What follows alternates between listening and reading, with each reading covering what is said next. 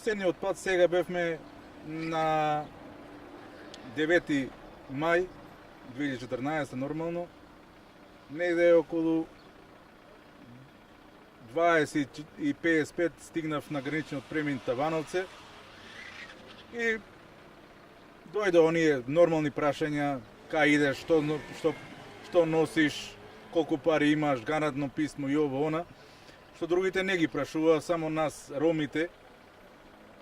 И паркирај се на страна, додатни испитувања. Ги прашував во меѓувремено што е тоа додатно, има ли некој проблем со мене, со жената, со девојчево, 20 и кусур години. Нема никаков одговор. Ке те провериме, ке ти кажеме.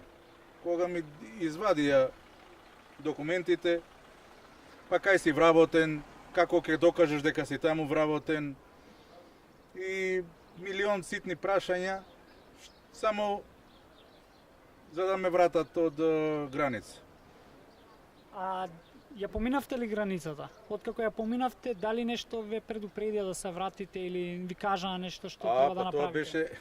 Тоа беше еден од условите да поминам. Као ајде, поминам, а кога ќе се вратиш? Тоа е редовно прашање на полициските службеници на тој граничен премин. На другите немам искуство на тој граничен премин.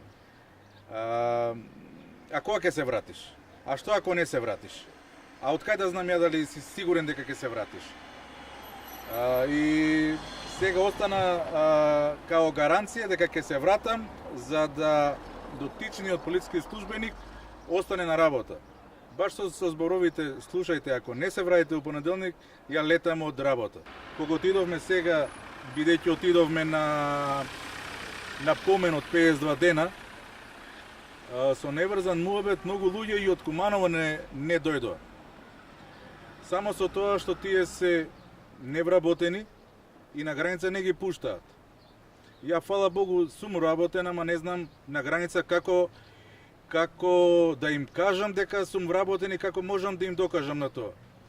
Само пропусницата од работа ја имав, но таа пропусница може не им беше валидна.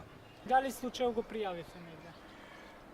Случајот е пријавен, овај не ми е прв пат, дури во септември прошлата година во септември имав исти случај кога полицискиот службеник ме врати. И со истата кола, со истата жена, со истите деца, значи буквално се исто. Ме врати лето, август, ме врати, идеш азилант. Ме врати, нема да пројдеш, идеш азилант. Ја не го знаев тоа дека идам азилант уопште. Ја прашав од каде примети она дека ја идам азилант.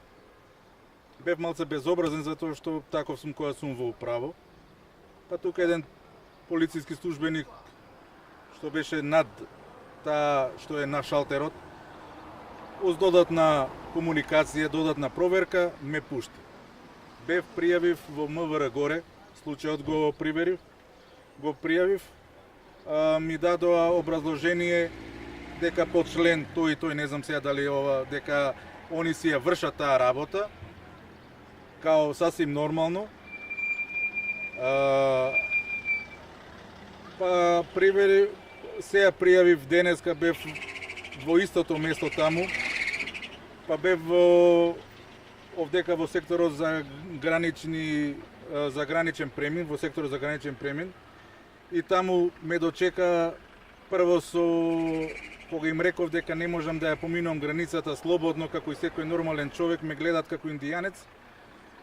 И таа една тука службеничка вика: "А ти дали имаш валиден документ за патување?" Страшна работа. Као да дојдов да се лечам, а не да си ја барам својата правдина. И денеска бев исто горе во оделот за дискриминација, бидејќи ова се случува само на ромите, бидејќи немам никакво ништо друго освен дека сум ром. Се среќа дека сум малце со побел тен.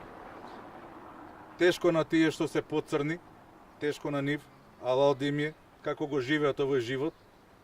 Мислам дека и Хитлер би се зачудил на овие работи.